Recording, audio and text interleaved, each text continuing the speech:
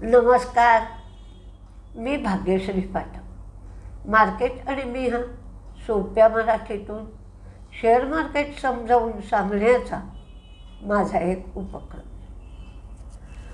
इन्फ्लेशनचे आकडे यायचे होते, भारताचे पण यायचे होते आणि अमेरिकेचे पण यायचे होते. ते इन्फ्लेशनचे आकडे जाहीर झाले. अमेरिकेमध्ये महागाई म्हणजे CPI, कन्झ्युमर प्राईस इंडेक्स, हा थोडा कमी झाला. महागाई थोडी कमी झाली, अर्थात बाजारात नव्हे, आकडेवारीनुसार, डेट्यानुसार. आपल्याला नेहमीच महागाईबद्दल असं आपण बोलतो की अरे आपण तर रोज जातो, काही महागाई कमी झालेली दिसत नाही. ती सगळी आकडेवारीनुसार महागाई कमी जास्त होते आणि हा लॅगिंग इंडेक्स आहे. म्हणजे आधीच्या महिन्यात जी महागाई कमी झाली असते ती आत्ता सांगितली जाते, त्यामुळे त्याचा खूप परिणाम होतो असं नाही. अमेरिकेची महागाई 3.5 वरून 3.4 आली. पण याच्यामध्ये प्रमुख गोष्टी ज्या आहेत, फूड आणि एनर्जी, ज्याच्यामध्ये कायम किमतीमध्ये अस्थिरता असते, त्या गोष्टीचा समावेश नाही. तर हा जो कोर CPI आला आहे तो मात्र वाढून आला आहे. त्याच्यामध्ये बाकीची महागाई थोडी कमी झाली आहे, पण कोर CPI मात्र वाढला आहे. तो 0.2 वरून 0.5 एवढा झाला आहे. आत्ता सध्या अमेरिकेत काय चाललं आहे तर स्ट्रेट ऑफ हॉर्मुझवर ताबा कोणाचा, अधिकार कोणाचा, याची लठ्ठालठ्ठी म्हणूया आपण, तसं चाललं आहे. अमेरिका म्हणत आहे माझ्या ताब्यात आहे, इराण म्हणत आहे आमच्या ताब्यात आहे. त्यामुळे क्रूडची निर्यात बरीच कमी झाली. पण वेगवेगळ्या पूर्ण थांबली आहे का तर नाही, तर वेगवेगळ्या मार्गाने क्रूडची निर्यात चालू आहे. सौदीची उलट निर्यात वाढली आहे, दुप्पट झाली आहे. तर सौदीमधून जहाजं इजिप्तच्या मार्गाने जात आहेत. पण यामध्ये काय होतं आहे, दळणवळणाचा खर्च वाढतो आहे, कारण हा मार्ग लांबचा आहे, 32 दिवस लागत आहे. त्यामुळे काही देशामध्ये क्रूडची टंचाई जाणवती आहे आणि क्रूड पूर्वीच्या पातळीला अजूनही आलेलं नाही. फॉरेन इन्व्हेस्टर्सची पुन्हा विक्री झाली 1003 कोटीची, तर डोमेस्टिक इन्व्हेस्टर्सची खरेदी 5842 कोटीची. महागाई किंचित अमेरिकेत कमी झाली असली तरी अमेरिकेचे बॉन्ड यील्ड वर काही परिणाम फारसा दिसत नाही. 10 वर्षाचं बॉन्ड यील्ड 4.68 एवढं आहे. डॉलर इंडेक्स 99.94 आहे, त्याच्यातही काही बदल नाही. आणि ब्रेंट क्रूडचा भाव 88च्या लेव्हलवर आहे. म्हणजे या सगळ्याचा मार्केटच्या आजच्या मार्केटवर परिणाम होईल का तर फारसा परिणाम होईल असं दिसत नाही. आता भारतातले पण महागाईचे आकडे यायचे होते. ती महागाई 4.38 वरून 4.45 झाली. म्हणजे महागाई वाढली किंवा CPI वाढला. आणि RBIचा अंदाज 4% महागाईचा आकडा येईल एवढा होता. MSCI इंडेक्समध्ये मात्र रिबॅलन्सिंग केलं जाणार आहे. त्यामध्ये 4 शेअर ॲड होणार आहेत आणि 3 शेअर काढून टाकले जाणार आहेत. तर आणि काही शेअरचं फ्री फ्लोट प्रमाणे वेटेज वाढवलं जाणार आहे. तर ॲड कुठले शेअर होणार आहेत तर लॉरेस लॅब, लेन्सकार्ट, अडाणी एनर्जी आणि ग्रो हे 4 शेअर ॲड होतील. म्हणजे त्यामध्ये फंड येतील. आणि बाहेर कुठले शेअर पडतील तर ॲस्ट्रल, बालकृष्ण इंडस्ट्री आणि SBI कार्ड हे शेअर बाहेर जातील, म्हणजे या शेअरमधून आउटफ्लो होईल. जे शेअर ॲड होतील त्यात इनफ्लो होईल. आणि वेटेज अडाणी ग्रुपच्या शेअरचं वेटेज वाढणार आहे आणि रिलायन्सचं वेटेज कमी होईल. काही आता रिझल्ट आले, ते रिझल्ट पाहूया. कारण रिझल्ट सीझन संपत आला आहे. 15 ऑगस्ट नंतर अगदी कमी रिझल्ट लागतात. तर त्याच्यामध्ये टिटागढ वॅगनचा रिझल्ट चांगला आहे, KRN हीट एक्सचेंजरचा रिझल्ट चांगला आहे, NFL चा रिझल्ट चांगला आहे, आदित्य इन्फोचाही रिझल्ट चांगला आहे, गुजरात पिपावाव आणि लेन्सकार्ट ॲबॉट हे सगळे रिझल्ट चांगले आहेत. मी सांगते कारण काहींच्या पोर्टफोलिओमध्ये हे शेअर असतात, त्यांना तो रिझल्ट ऐकण्यामध्ये इंटरेस्टही असतो. शॅल्बीचं मार्जिन कमी झालं आहे. DCX मात्र फायद्यातून तोट्यात गेली आहे आणि रेव्हेन्यू कमी झालं आहे. ॲस्ट्रलचं मार्जिन कमी झालं आहे.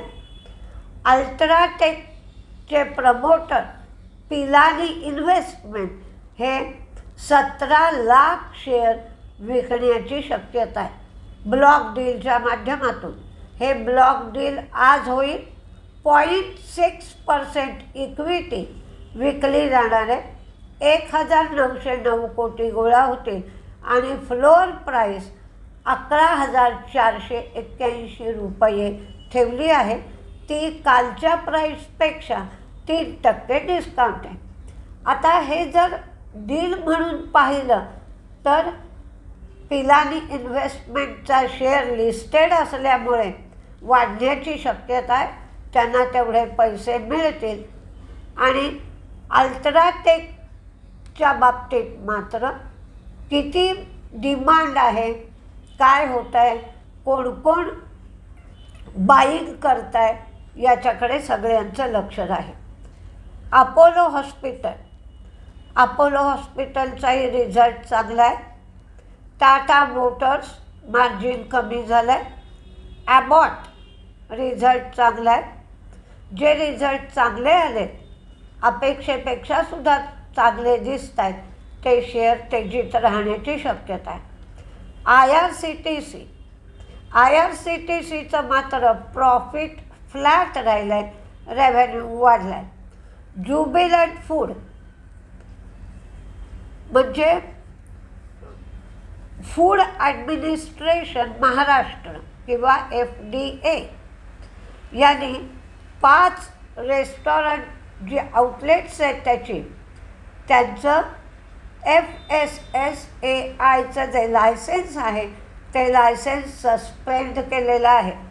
त्यामुळे ज्युबिलंट फूड मंदीत जाऊ शकतो. सन टीव्हीचा रिझल्ट चांगला आहे. 5 रुपये डिव्हिडंड पण सन टीव्हीने दिला आहे.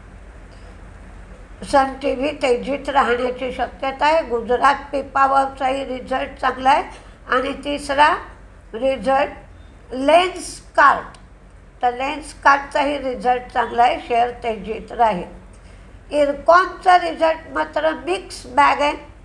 प्रॉफिट आणि मार्जिन कमी झालं आहे, रेव्हेन्यू वाढला आहे. GMR एअरपोर्ट ही टर्न अराउंड आहे, तोट्यातून फायद्यात आली आहे, रेव्हेन्यू आणि मार्जिन दोन्ही गोष्टी वाढल्या. टिटागढसुद्धा तोट्यातून फायद्यात आली आहे, रेव्हेन्यू वाढला आहे, मार्जिन वाढला आहे. पण बरोबर त्याच्या विरुद्ध 63 मून ही मात्र फायद्यातून तोट्यात गेली आहे, रेव्हेन्यू वाढला आहे. वाबागचं मार्जिन कमी झालं आहे. FIEM हा रिझल्ट चांगला आहे, प्रॉफिट वाढला आहे, रेव्हेन्यू वाढला आहे, मार्जिन फ्लॅट आहे. जागरण प्रॉफिट कमी झालं आहे, मोती सन्सचा रिझल्ट चांगला आहे, प्रत्येक गोष्ट वाढली आहे. वाडीलालचा रिझल्ट सुंदर आला आहे, जवळजवळ प्रॉफिट डबल झालं आहे, शेअर तेजीत राहू शकतं. इंडिया ग्लायकॉलचाही रिझल्ट चांगला आहे, पण मार्जिन फ्लॅट राहिलं आहे. GSFC यांचं मार्जिन कमी झालं आहे. एच जी इन्फ्रा ही फायद्यातून तोट्यात गेली आहे, रेव्हेन्यू कमी झाला आहे, मार्जिन वाढलं आहे. अशा वेळेला मात्र मार्जिन वाढूनही यांना तोटा का झाला आहे, रेव्हेन्यू का कमी झाला आहे, अशा वेळेला शेअरची सगळीच्या सगळी माहिती, कंपनीच्या सगळ्या माहितीचा अभ्यास करावा. कारण इन जनरल मार्जिन वाढलं की तोट्यात जात नाही. म्हणजे कॅरी फॉरवर्ड काही लॉसेस आहेत का, गेल्या वेळेला काही अदर इन्कम होतं का, हे सगळं पाहावं. इंडियन ह्यूम पाईप प्रॉफिट वाढलं आहे, पण रेव्हेन्यू कमी झालं आहे, मार्जिन कमी झालं आहे. इंडिक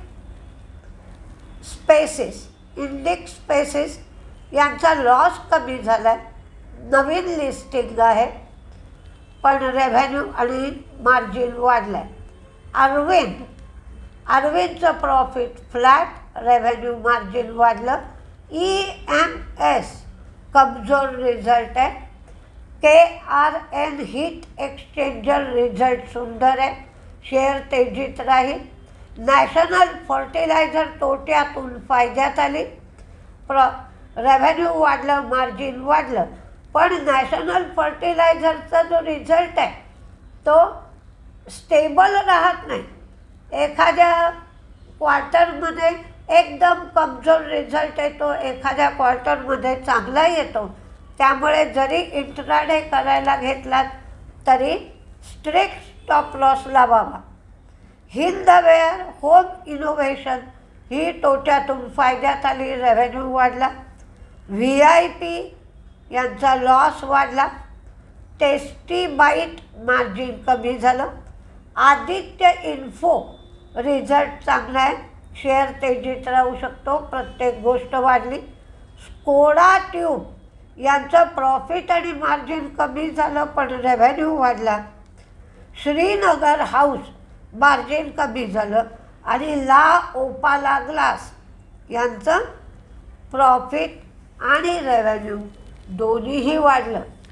ब्लिस GVS रिझल्ट चांगला आहे, म्हणजे ब्लिस GVS फार्मा शेअर तेजीत राहील, प्रत्येक गोष्ट वाढली आहे.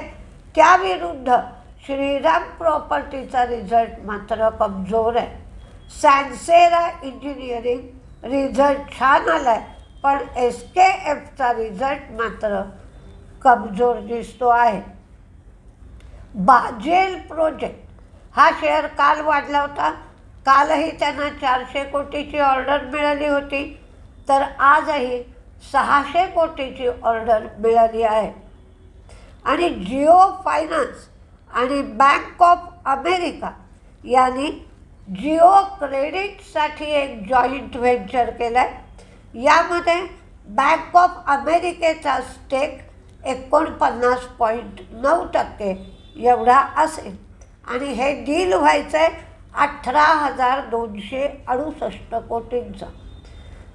जिओ फायनान्स ही एक NBFC आहे आणि त्यांना या जिओ क्रेडिटच्या जॉईंट व्हेंचरमुळे फायदा होईल. आता साधारणपणे सरकारी बँकेमध्ये आज तेजी राहण्याची शक्यता आहे. त्याच्यामध्ये मी 2च बँका सांगितल्या आहेत, इंडियन बँक आणि पंजाब नॅशनल बँक. काय होतं आहे हे तुम्ही पहा, अभ्यास करून निर्णय घ्या. करूर वैश्य बँक ही खाजगी दिली आहे. भारती एअरटेल त्यांनी काल रिचार्जचे रेट वाढवले किंवा काही प्लॅन कॅन्सलसुद्धा केले, त्यामुळे कालही भारती एअरटेल तेजीत होता.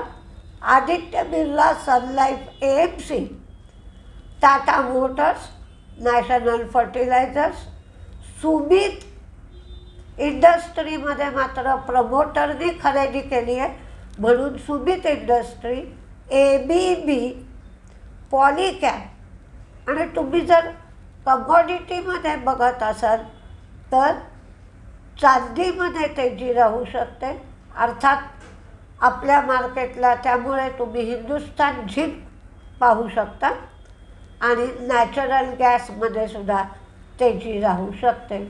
त्यामुळे इक्विटीला नॅचरल गॅसच्या संबंधित शेअर तुम्हाला पाहता येऊ शकते.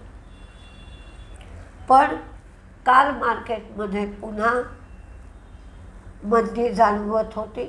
मार्केट व्होलटाईल आहे, त्यामुळे जपून ट्रेड करा. पण असं नाही की ट्रेड करता येत नाही आहे. अचानक काही शेअरमध्ये तेजी येते, त्यावेळेला तुमच्या पोर्टफोलिओमध्ये ते शेअर असतील तर विका. आणि कोणत्या रेटला विकलेत हे मात्र लक्षात ठेवा.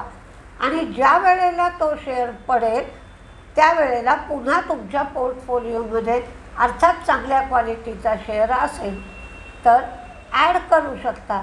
अशा पद्धतीने ॲग्रेसिव्ह ट्रेडिंग या मार्केटमध्ये करावं लागेल. शेअरच्या 200-300 रुपये वाढला आहे, विकून टाका.